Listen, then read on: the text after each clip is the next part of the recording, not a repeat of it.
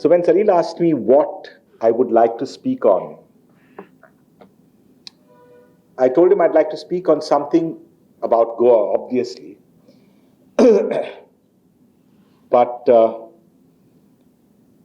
we've seen Goa rapidly evolve and more correctly, rapidly degenerate over the last 15 years or so. My involvement with activism, albeit very small, has been over the last around 2 decades or so. And the galloping pace at which the degeneration of Goa and the Goan way of life has been happening is not just alarming, it's not just disheartening, but it almost feels like as if you're in Gaza. Almost feels like the end of time. But is that really true, or are we overreacting? But to an extent, this is true. That the Goa that once was, that the Goa most of us identified with, today, it definitely for each and every one of us is a polluted state of mind. So I essentially want to look at this pollution or look at this evolution of ours through a different lens, through a different kind of prism. And I would structure it in 3 ways. One is the genesis. How did we get here at all? How did we get to this present position? Which would take me about maybe, I've promised to speak for about half an hour and then I just answer questions because, I can't just go on speaking because that gets too much.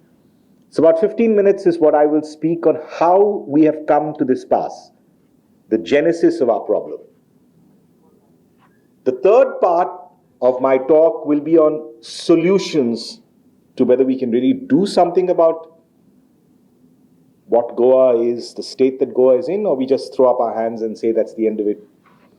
We just lie back and look at the degeneration and, weep, crying by the rivers of Babylon, as it were. And the middle part is the problems that Goa faces. So 15 minutes will be on the genesis of the problem, 15 minutes on the solution, and maybe about 20 seconds on the problems that Goa faces. Because I think all of us know what the problems of Goa face. Not only do we know, we experience, we feel, it's a part of us. It's a part of our daily living. So, if we want to address this problem or get to this problem of where we are now, the first thing that we need to change, or the first thing we need to do, is we need to identify who is responsible for the mess that we are in. It's very easy to blame the politician. The easiest way is to blame the politician. It's easiest to blame captains of industry. It's easiest to blame the bureaucrats. It's easiest to blame even the judiciary, the cops in the judiciary, or the entire system. But unless each and every one of us actually believes, actually internalizes this particular philosophy, that each and every one of us, you and I, are responsible for the mess that we are in. Unless we do this, we cannot take the next step forward. Because what has happened in Goa especially over the last 2 decades or so, is a complete breakdown of trust. A breakdown of trust in the political establishment, which happens in every society. Everybody gets angry with the political class. A breakdown of trust in the entire system, bureaucratic, judicial, cops, just about everything. But the worst bit has been the breakdown of trust between ourselves. We are not capable of trusting one another. A Goan does not trust another Goan today. And that is not just the dangerous bit, but if that happens and that continues, that's irreconcilable. You cannot come back to a new normal if that continues to that level. As a matter of fact, have we ever thought to ourselves, and have we ever asked ourselves, post 1961, we always love to consider our history, the epochs of Goa. Opinion poll. Does everyone agree that opinion poll is one of the big epoch-making events of our history? You agree? The language agitation, you agree? Konkani, you agree that that's another epoch-making event about Goa? Yes?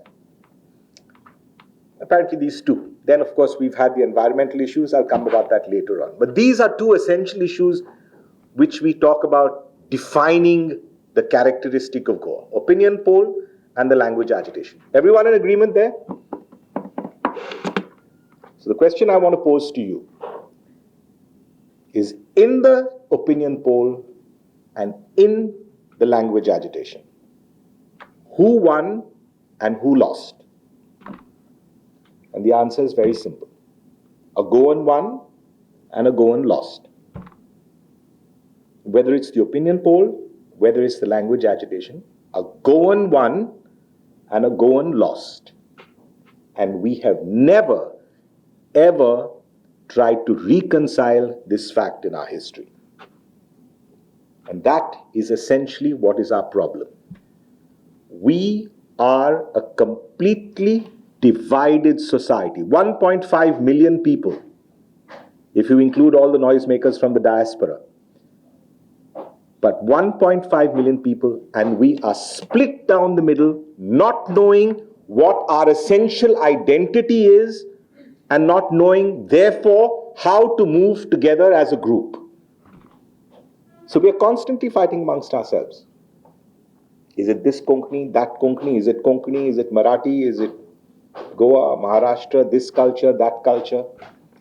So unless we realize that it has to be an inclusive kind of society where we take everyone's viewpoints along, and everyone's viewpoints, even if they don't match ours, still constitutes Goa, still constitutes that which is Goan.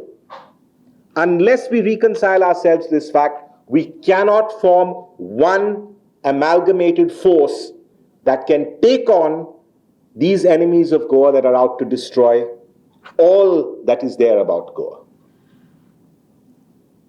So we need to understand that we are responsible, each and every one of us are responsible in some way, small or big, for the mess that we are in, and that we still cannot come together as one force because we are still fighting culture wars at a time when we are almost facing annihilation as a species in this particular country. If we don't get this, we do not move one step forward. So where are we at the present moment? As a doctor, I'd like to understand, where is Goa presently? I think that is the the drum beat. It's trying to tell us that this is the end of Goa, and the moment it stops, that'll be the end. So where are we in Goa? Are we like terminally ill? Do we say that we are terminally ill, nothing can be done? Throw your hands up in the air, get your Portuguese passport, pack your bags and get out of this place? Is that where we are? I'd like to think that we are in the intensive care unit. We are hooked up onto machines, we are on the ventilator, we are on expensive antibiotics. But as I've seen in the intensive care unit, even a very, very sick patient can sometimes make a recovery and can come out of the sickness and can walk out of the hospital a perfectly healthy human being. So we are there. So there is still hope. However dim that light may be, there is still hope. We are not in a stage of complete terminal decline. So we need to cling on to that hope, and we need to know how to harness that hope forward. So to come to the present day, let's contextualize our history. In my opinion, there have just been two political parties, significantly in power. I'm not talking about multiple political parties that came and went like little straws in the wind. I'm talking about two significant political parties that created an impact on Goan society, which were purely Goan in origin, a kind of by the Goan, for the Goan, and of the Goan parties. One was Bau's Maharashtra-Vadi Gomantak Party, not today's Maharashtra-Vadi Gomantak Party.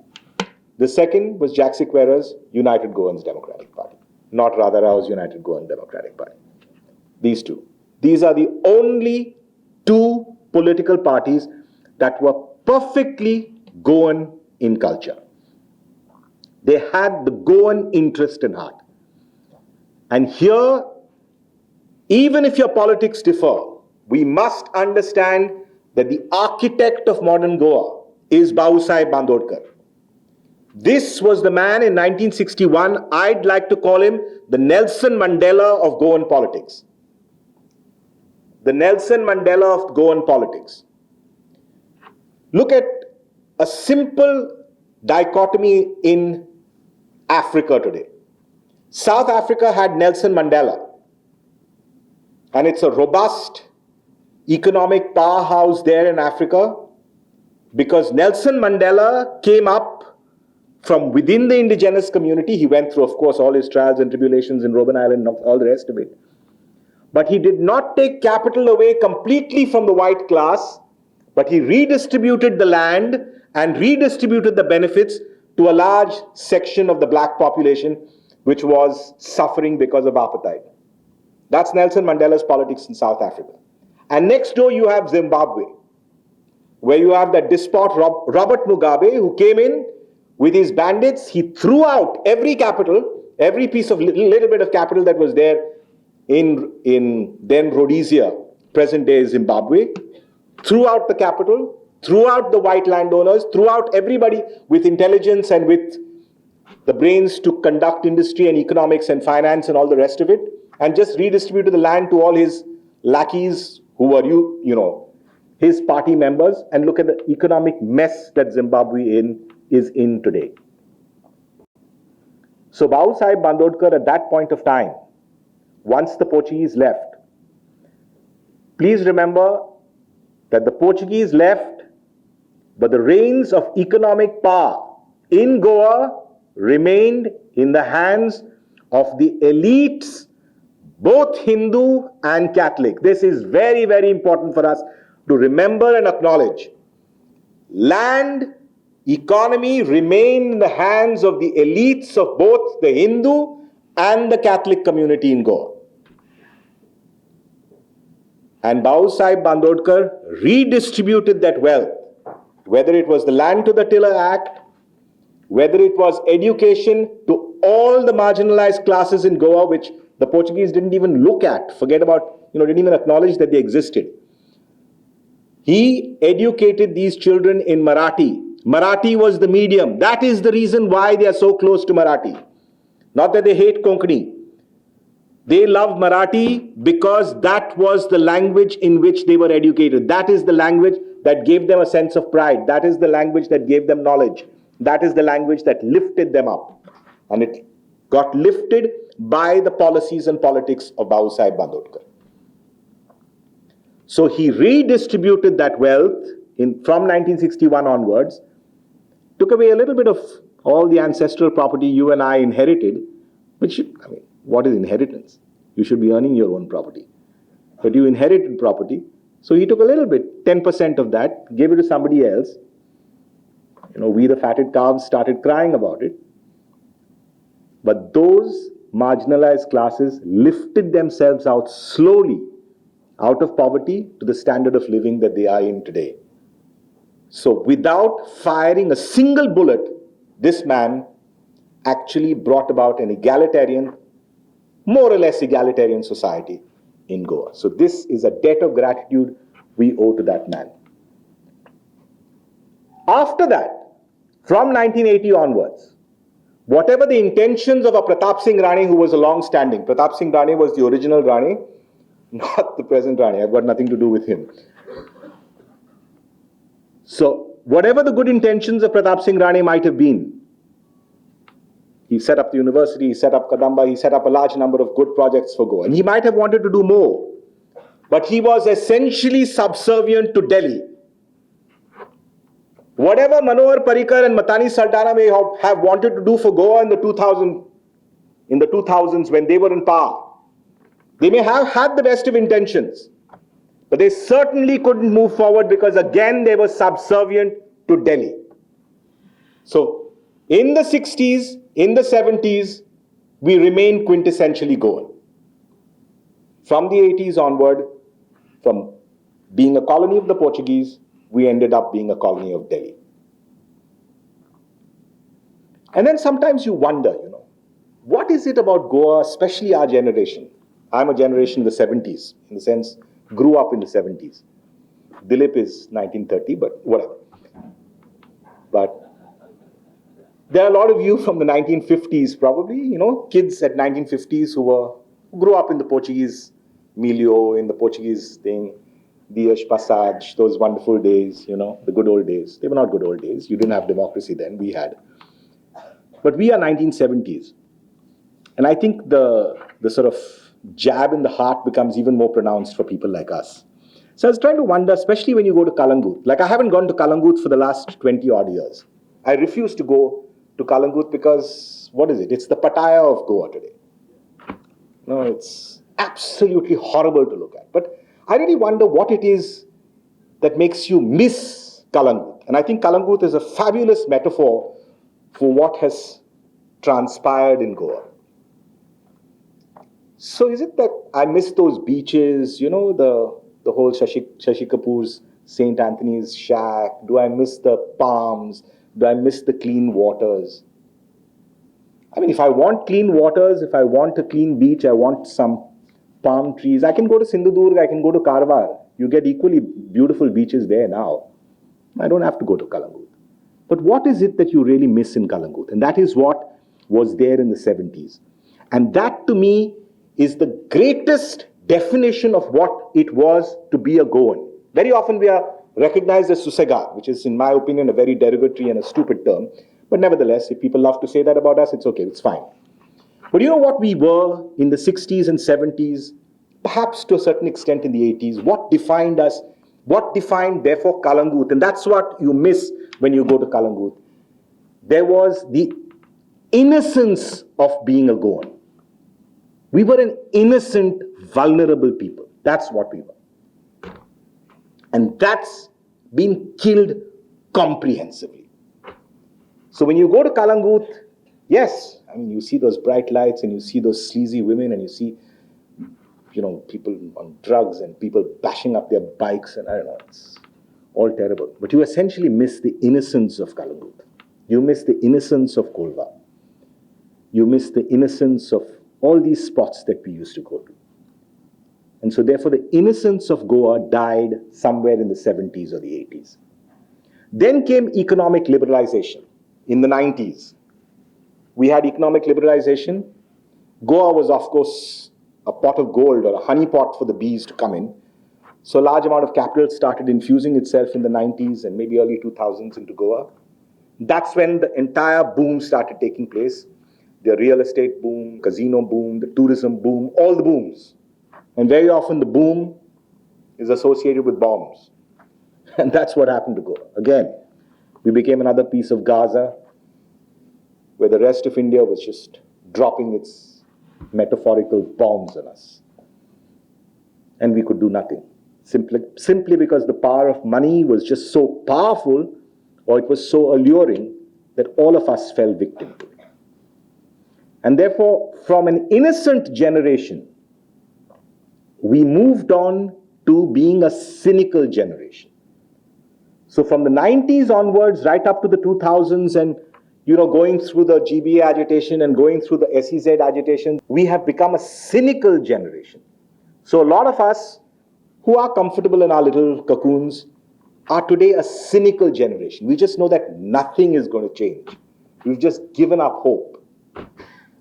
We've just given up hope in the political system. You can't change it. Like the Congress party, for instance, in Goa, is nothing but what? A dress rehearsal for men or women of ill repute to be cultured, to be then handed over to the BJP. Yeah? That's what it's become. It's no longer politics, it's no longer about ideology, it's nothing. It's just bartering the women or the men of ill repute. See, I'm being politically correct. I say women and men of ill repute from one party to the next. So we've become a cynical generation. But there is this danger. And there's this danger that each and every one of us must keep an eye on. As a doctor, I should be protected from it. But you, captains of industry, people who are in business, people who are in finance, people who run the commerce of the state, you have to be very, very careful of this, because this is coming. So from an innocent generation of the 60s, 70s, and 80s, we moved to a cynical generation of from 90s to 2000s. That is us, that includes us. But now, what we see is not cynicism any longer.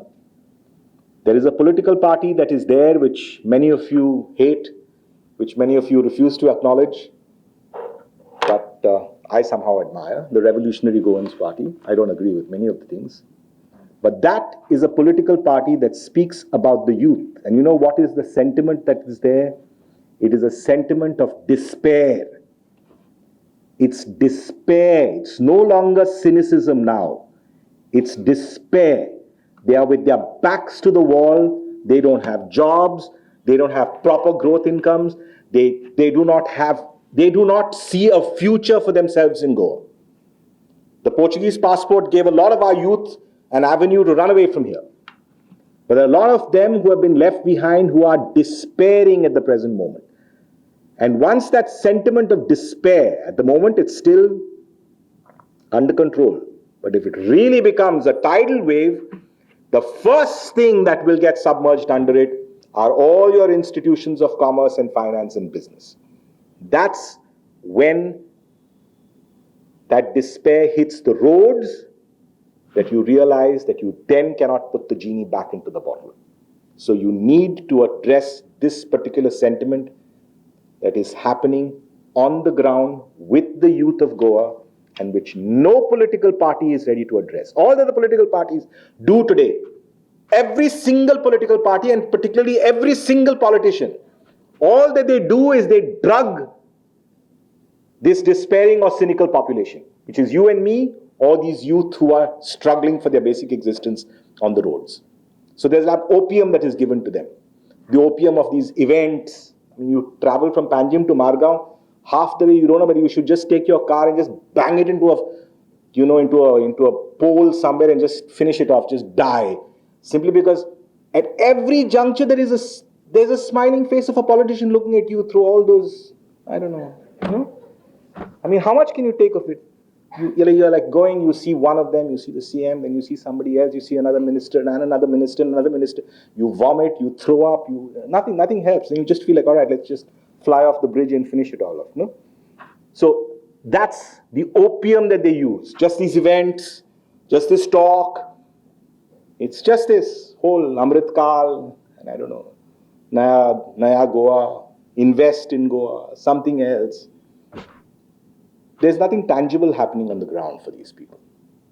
In election times, hire them as agents, give them money, give them doles, give them some money for festivals, keep them happy on that. That's not a solution to the problem. That's only adding to the problem, that's only going to make it worse. So this is the way that we have come to pass in this polluted state of mind. We are incapable of addressing the fact that we are responsible for the state, each and every one of us, particularly we the privileged and educated class. We have still been, as I said, fighting these little culture battles. Those culture battles make no difference to our lives at all. These are now battles of actual existence, life and death scenarios for so many people. So unless we can get there, unless we can understand that, and understand that we need to address these problems as Goans, as one amalgamated whole, there can be no solution to the problem. What then are the problems that we have? I think each and every one of us are familiar with the problems that we have. The fundamental problem that we have, I will not go into whether it's double tracking, whether it is, land grabs, real estate, whatever. I mean, there are so many things that you can just go on, casinos, the works. But the fundamental issue is, and again, no society can survive this for a protracted period of time. It has to collapse.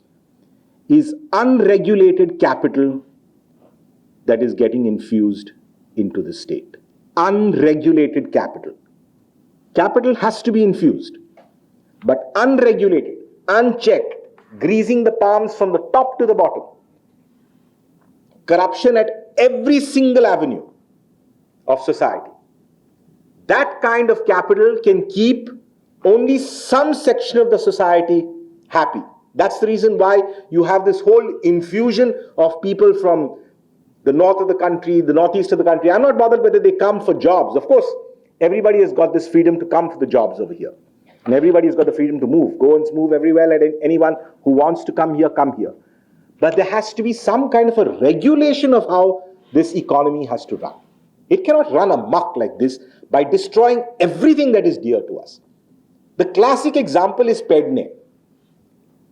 Today, the indigenous population of Pedne, I think we just need to go and document that and keep that for posterity. Because in another 5 years, that's going to disappear, absolutely disappear. The indigenous culture, the indigenous natural environment, the indigenous heritage of Pedne is going to disappear. Simply because we already know that there are parcels of land that has been sold off to, again, unregulated capital. I don't care whether it's Goan or non-Goan, but unregulated capital who are going to come and change that place into a Disney World in, I don't know, in 2 years. You won't even be able to recognize it. Yes, you will say money has come in, the economy is doing well, look at our GDP and look at our... But if you're going to lose everything that was beautiful, that was ours, that could have grown slowly, look at examples, all of us have traveled. Look at the way Europe develops. Now, why do we always have to develop with this American model of just putting up gigantic bullshit everywhere that comes across us? Create that kind of bling and glitz. Why can't we just keep our heritage intact? Look at the way Europe sells its heritage, right? As part of its tourism. Look at how careful they are about protecting their environment. How careful they're protecting about their water. Do we have a water policy? I mean, we've reached this stage that the Mahade, that's the lifeline, supposed to give us water.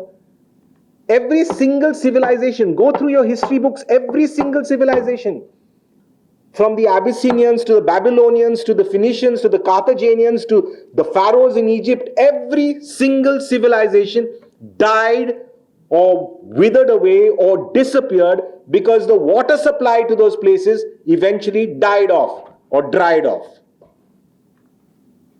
That's the sustenance of life, but we don't have even this basic common sense and basic sense of self-preservation to keep our water bodies intact, our water bodies clean.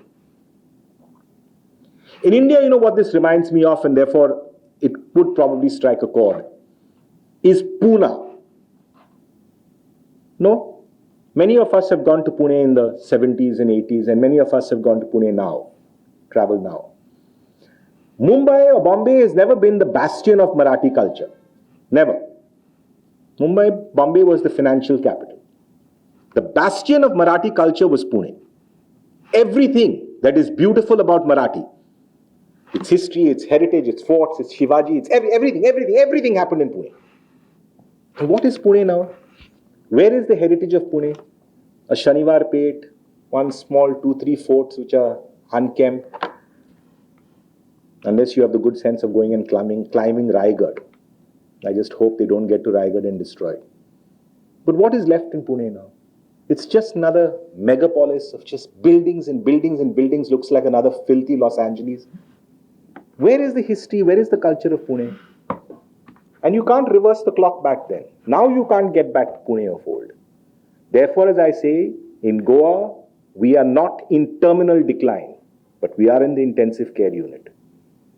We need somehow to reverse the clock back. And therefore, I'm going to give you the solutions, which probably would be, 5 minutes more, which probably would be a little bit controversial. Many of you are not going to like my solutions. Maybe they're going to have to be different solutions. Because we live in different times. We live in the times of the emperor. we no longer live in a democracy. So the first thing that we need to do, this is paramount. If we don't do this, there's nothing more about Goa that we can save. Save or preserve or whatever. Nothing. We must finish off this identity politics of Goa. Once and for all, this must be put to rest. I think it's getting tiresome, absolutely tiresome, to keep reading in the news or going through your social media accounts and seeing that someone is being offended, that something was said about Saint Francis Xavier and something was said about Shivaji and something was said about someone else. We need to stop this. First and foremost, we need to be a little less pricky about our culture. Just enjoy it. Just let it roll. Just wear it like a easy t-shirt, your entire culture. Stop wearing it like a straight jacket. Stop wearing it like a tight-fitting suit. You know, you've seen a guy who's suited. It's just always, he can't breathe. Just wear it like a t-shirt, your whole culture. Make it easy. Make it conversant. Make it jovial. Make it happy. And always respect it. So therefore, if there is a lot of things from the Portuguese culture, which becomes or has got imbibed as part of Goan culture, in a lot of the, especially in the coastal belt, amongst the Hindus and amongst the Catholics, right? It's there. So we are very picky about that. But just wear it easy. Just wear it calmly. Don't wear it as if it's like, you know, some kind of badge of honor. As if you are like the army of Napoleon Bonaparte going out to fight battles. No. And don't get too picky about that. The second thing you must remember when you say that this, what I call the Portuguese culture that has got itself imbued with Goan culture here, you must respect the culture that comes from the Novas Conquistas. That is a little different culture from yours. Very different culture from yours. They genuinely respect Shivaji. They genuinely respect Sambhaji. Don't for one moment say, he's not part of our culture, he's some Maharashtrian. No. They genuinely respect that because go through your history. 450 years of Portuguese rule was here in the coastal belt. That was a much, much smaller centuries of rule in the eastern belt, from Ponda to Sattari to Kuchare to wherever, to Valpoi to Pedne. And Sambhaji came there. He fought for them. He fought against the Portuguese. That was a son of the soil fighting against a foreign invader. So there's tremendous respect for Sambhaji, tremendous respect for Shivaji in those areas. This has not been taught to us in our textbooks because the textbooks have been written by privileged people like us who lived in the coastal areas. And that history to them has been told orally. Through centuries it's been told to them. So that's the reason why they, almost worship these individuals over there. Now maybe nobody's asking you to worship that. But you must understand the importance of all these figures in that population of Goa. So it's fine if Konkani is your official language, but you must accept that there is a large section of people that hold Marathi dear to them, and you must respect that sentiment.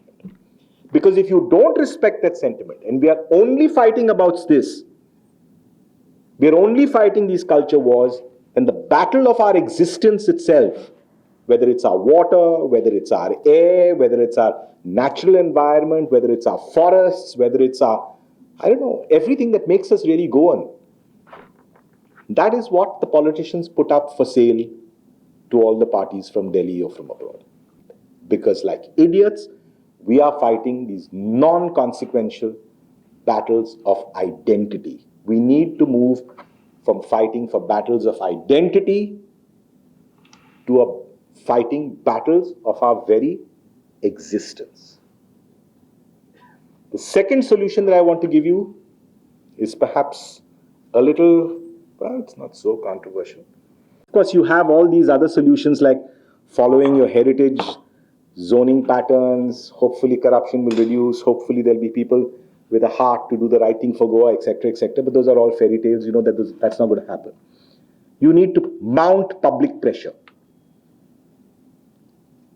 So, you know what else we can do to fight this battle? We shouldn't fight this battle only as just Goans. I'm talking about the battle of our environment, keeping our environmental heritage, keeping our natural heritage, keeping our historical heritage alive in Goa and not making it another Bangalore, another Pune, or another, God knows, slum. We need to hold hands with another huge force that can work to our advantage. You know who they are? The people from Sindhudurg down to the people of Karwar, or even beyond, on the coastal belt. Because the people from Sindhudurg, for sure now that MOPA is a reality, are going to face the similar kind of assault that Goa has faced over the last 2 decades in the next 5 or 10 years. Similarly, the people of Karwar and down south. You're going to have all these huge hotel sharks and all these huge real estate brokers and all these punters and gamblers punting on this property here in this belt. So if we think that we are numerically small as far as the coastal belt or part of Goa which is being inundated now, then we need to hold hands with them quickly to think up of measures by which this entire belt can put up a wall of resistance against this unregulated capital that comes in. But we'll have to have the courage to do that. We'll have the courage to reach out to that. We can't say, "Te Ganti, te Baile, te Marathi, they wanted to take over Goa." If you come back to that, you're coming back to your politics of identity. You're not fighting your politics of survival. And the third, and I'll wind up my talk with that, and this is going to be, well, you're not going to like this, but that's the way it is. Many people ask me, what happened during the Goa Bachao Abhiyan, if you remember? How did the regional plan get revoked? Or what happened during SEZ? How did the SEZ plan get revoked? So many people thought, "Oh, Oscar, you did a wonderful thing, you gave your speeches." And even I believed that spiel for some time, that, my speeches was what caused the thing to reverse back. Nothing. That was all drama that happened in front.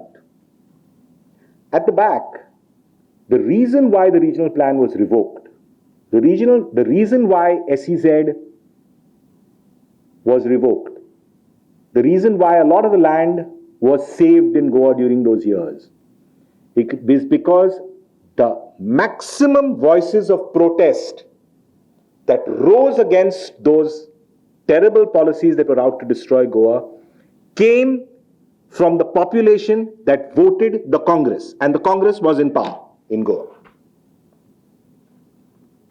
Many people love to hate the church. Many people love to say that the church does things only for itself. Maybe it does. But in this, I'm a personal witness to how the church actually wanted to defend the land of Goa. The issues of land, which are now engulfing all of us, that is what the church wanted to defend. That is what a large section of the supporters of the Congress, particularly in Salsette, wanted to defend. And the Congress realized, the Congress of those times, which was in power, which was, of course, as corrupt as ever, and it is the same Congress which today in the name of the BJP is ruling us, by the way. Nothing has changed. Yeah. But that it was the Congress supporters then who rose up against the Congress government. The Congress government realized that they cannot fool around and they cannot antagonize, they cannot piss off their own supporters. So that's the reason why they gave in. Not because of our speeches, not because of our debates. That was for public consumption. The reason is a politician will change his policy only when there is fear that he could be losing power. No other reason. Absolutely no other reason. Or if you give him enough amount of money, which we don't have, to change the policy, which is what all these fly-by-night operators from Delhi do. So if we want to change now, please don't look for political solutions. I'll be very blunt and very honest with you. There is no political solution.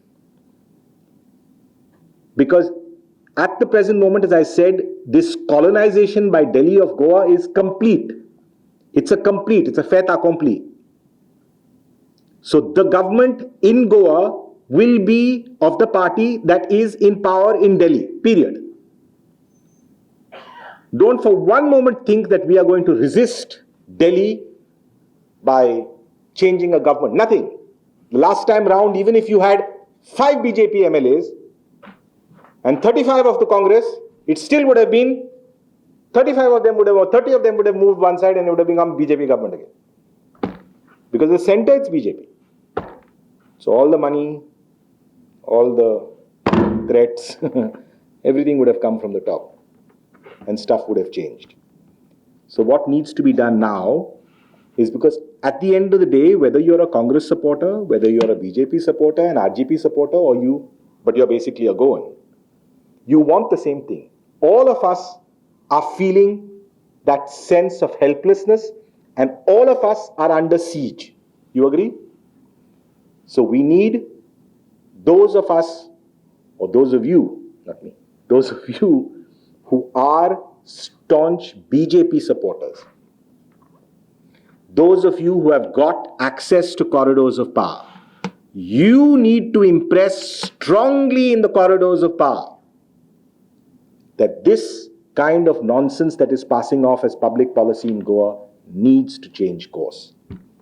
So we need the BJP supporter this time, because it's a BJP government, to mount pressure on their own government to change the policy to suit Goa and Goa's needs and stem the irrevocable decimation, disintegration and destruction of Goa. If it means writing a letter to the Prime Minister, writing a letter to the Home Minister to instruct these guys to stop fooling around with Section 17B and whatever they're doing, I forget all the sections, they'll do it in a heartbeat. One signal from the top and they'll do it in a heartbeat. So this is what we have to target.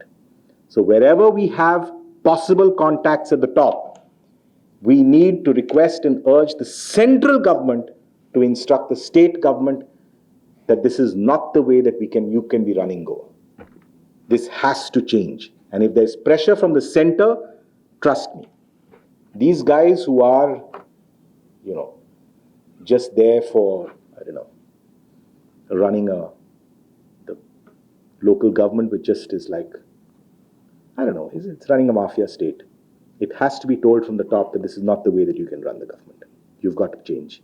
Not by street protests, not by the opposition, because the opposition is so discredited today, not by a political opposition, but it has to be a groundswell of opposition from the BJP voter, from the BJP supporter, telling the BJP top brass that enough is enough. This is not the way, this is the same way that the Congress ran the government from 2007 to 2012, and the same way that it has been run for so many years on end. So you need to appeal. I don't know how. How many Claudes we have to keep filing PILs, I do not know. Claude is over 75. We don't see a new generation able to do that. Because if we cannot change this in this way, in a semi-democratic way, you can be sure that the cynicism is going to turn to despair, and that despair will engulf us like a fire that none of us will be able to douse or put off. On that note of hope, I leave you. Thank you very much.